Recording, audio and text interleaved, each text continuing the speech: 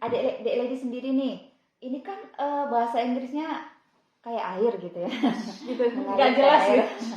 Abstrak. Mengalir kayak air gitu. Itu tipsnya gimana tuh? Cara belajarnya bagaimana? Terus seberapa lama bisa benar-benar oh bagus nih bahasa Inggrisnya gitu. Gimana? Sebenarnya kalau untuk ngobrol, aku ngerasa bahasa Inggris itu sudah punya prosesornya sendiri gitu. Saya gini kan ya, Di dalam diri ini udah ada prosesornya gitu. Misalnya kayak kan kalau kita ngobrol sama orang asing, kadang kita mau ngomong sesuatu, kita mentranslate kan. Iya, betul. Dalam bahasa ibu kita, apakah bahasa daerah, apakah bahasa Indonesia, ke bahasa Inggris. Tapi aku ngerasa bahasa Inggris itu udah punya rodanya sendiri gitu loh, kayak iya betul, jadi kayak bahasa ibu gitu nggak sih? Iya, dia tuh udah punya alam sadarnya sendiri gitu. Nah, tapi itu nggak instan ya, maksudnya itu nggak seketiba terjadi, enggak. Dan juga aku mau disclaimer, alhamdulillah bagus, conversation-nya bagus, lancar ngomong. Tapi kalau untuk tes juga mungkin butuh belajar gitu. Jadi teman-teman yang terlalu fokus sama tes, tapi conversation-nya kurang kan ada juga. Ada yang conversation bagus, tapi di tes susah. Nah, aku tipe yang kayak gitu. Conversation-nya aman, tapi kalau untuk tes aku butuh persiapan juga kayak gitu. Betul. Nah, itu dimulai dari, udah lama banget sih. Itu dimulai dari kelas 2 SD. Oh, kok bisa? Apakah sekolah internasional atau bagaimana? Itu dari kelas 2 SD, kebetulan ya. Aku itu itu karena orang tua gitu. Aku itu lahir dan tumbuh dari keluarga yang biasa aja. Oke. Orang tuaku cuma tamat, ayah kayaknya nggak tamat SMP deh, cuma sampai kelas 2 gitu. Kalau bunda alhamdulillah tamat SMP, ya cuma itu gitu. Nah, alhamdulillah ayahku itu tipe orang yang meskipun nggak punya background pendidikan yang bagus, tapi dia orang yang pintar, beliau orang yang pintar dan otodidak gitu.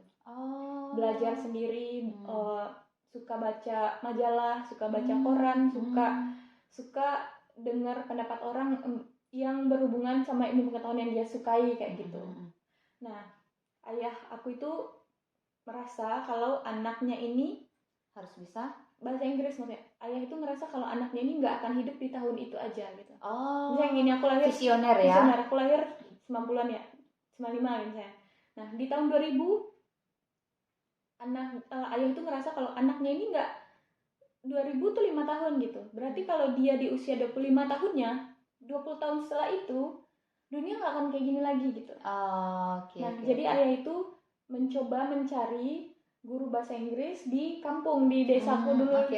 Itu jauh ya teman-teman ya. Jauh. Itu desanya di mana itu? Jauh di gitu. Sensor. Kayaknya jauh. Apakah desa itu lokasi KKN, lokasi KKN. Nah, teman-teman bisa bayangin kalau desanya lokasi KKN, teman-teman bisa bayangin sendiri. Apakah seperti desaku dulu yang belum dapat sinyal? Sama sekarang udah dapat sih, tapi Telkomsel doang. Tapi zaman dulu belum. Zaman dulu yang ada sinyal. Nah, kayak gitu.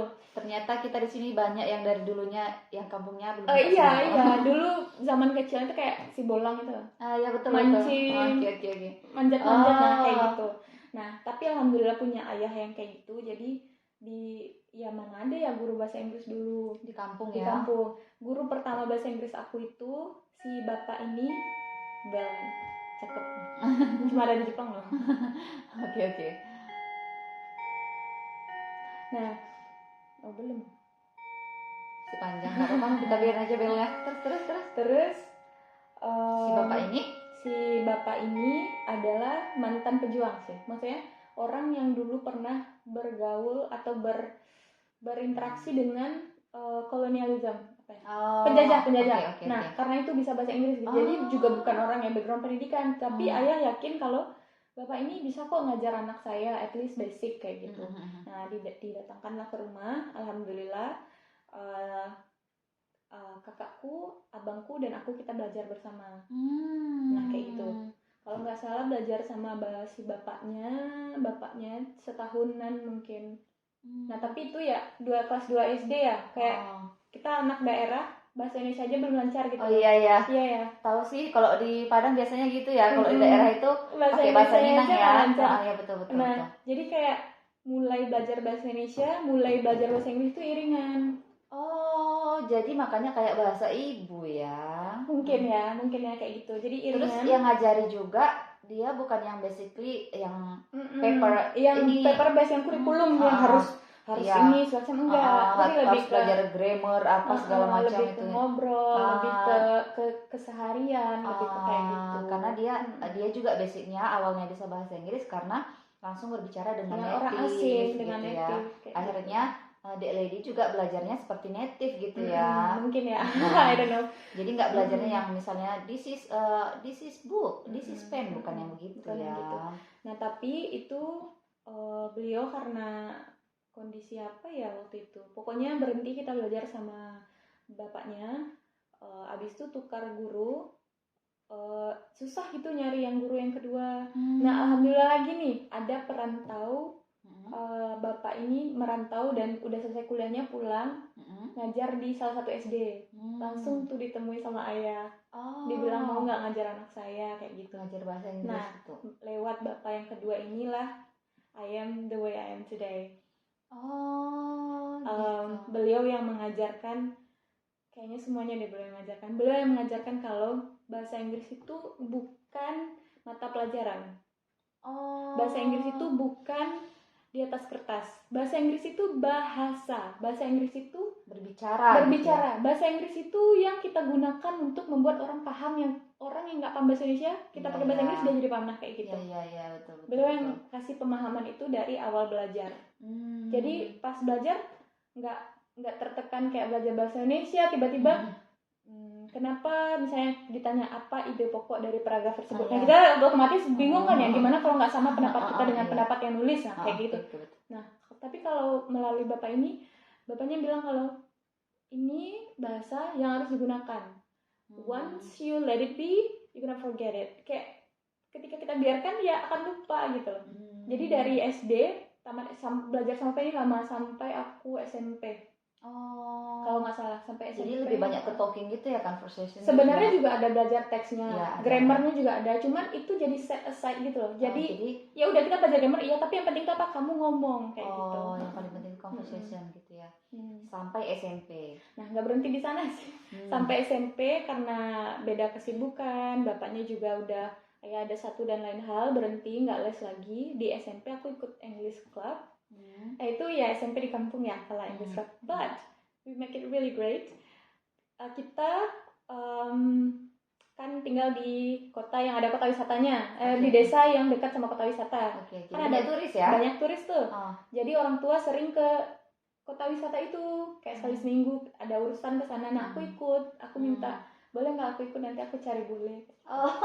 Itu dari SMP kayak gitu. Jadi mirip dengan fasilitas yang dibuat oleh kafe yang tempat Dek Lady sekarang ya. Benar. Kalau kafe tempat Dek Lady ini kan dia menyediakan kayak minuman gratis gitu ya. Tapi minuman gratis itu bisa berkonversasi berbicara itu dengan native atau international student kayak gitu. Nah itu sebenarnya bagus ya, di sini bagus. Di kafe itu ada, itu salah satu pusat yang dikasih sama pemerintah Kota Matsuyama. Seisonen Center itu youth center atau apa ya, komunitas anak muda gitu loh. Nah kan itu gedung olahraga, di salah satu counternya itu ada namanya e-cafe, English Cafe, yang mereka tiap hari itu bakal beda yang jaga. Kalau teman-teman mau latihan bahasa Inggris di sana itu boleh tinggal datang aja. Nah kayak gitu fasilitas yang diberikan. Nah, kita kan nggak punya ya fasilitas kayak gitu di desa kita gitu. Nah karena dari itu, karena ngerasa kayak pengen lah latihan cari bule, nah kayak gitu kayak jadi cari ke tempat wisata gitu ya. Kayak gitu. Jadi proses di mana bisa ngobrol, bisa memposisikan kalau bahasa Inggris itu jadi salah satu bahasa yang udah punya proses sendiri tuh waktunya panjang dari gitu. SD kelas 2 ya. Dari SD kelas sama 2. sih ya kayak adiknya Dek Lady itu ya yang masih SD ya, ngomongnya bahasa Inggris di rumah ya kan. Yes, tapi itu agak gimana ya. Agak susah ya. Oke. Masya Allah, bermanfaat sekali ya sharingnya. Tiap orang sih beda-beda. Kalau benar. Kayak aku sendiri kan dulu malah dimasuki pesantren kan. Cuma itu pesantren modern, berbicara bahasa Inggris sama bahasa Arab. Memang lagi-lagi di situ memang wajib sehari-hari berbahasa Inggris bahasa Arab. Memang di situnya tadi sih kuncinya. Mau salah mau enggak, yang penting ngomong gitu. Nah ngomong soal wajib, dulu pas masih SD, pas masih zaman les itu, ayahku itu menerapkan aturan. Kan dia udah bayar nih, beliau udah bayar les sudah untuk anak-anaknya. Iya betul. Pengen lihat hasilnya, jadi tiap hari deh kayaknya. Tiap hari itu tiap sore kalau ketemu ayah itu harus ngomong bahasa Inggris. Kami bertiga, kalau nggak dikasih jajan sorenya. Kayak gitu. Baru ingat ya kayak gitu. Jadi misalnya nih ada abang, Uni, aku di rumah, terus sore-sore ada ayah kayak gitu kan. Terus kalau seandainya nggak ngomong bahasa Inggris bakal kena marah, satu kena marah, dua nggak dikasih jajan. Jadi kalau mau jajan, kalau mau nggak kena marah ya ngomongnya bahasa Inggris gitu. Gitu Nah ya. pada saat itu ngerasa apa sih gitu. Aku sendiri aku sendiri di usia itu tontonan nggak ada yang bahasa Inggris, sumber bacaan juga nggak ada yang bahasa Inggris deh. Kenapa kita harus butuh? Why should I do that? Why gitu? Kenapa aku harus ngelakuin itu gitu? Nah baru deh sekarang di usia-usia sekarang bro.